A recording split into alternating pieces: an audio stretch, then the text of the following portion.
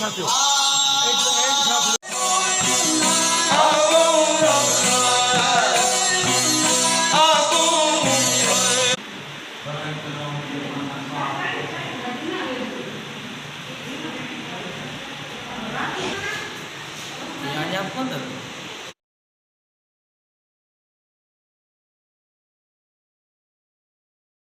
पाकवादी पंचन पाक जे सच की आसाओ वैसाओ दे पाक दे मौला हुसैन मौला अली सल्लल्लाहु अलैहि नबी औलाद अली साइन जी कचारी से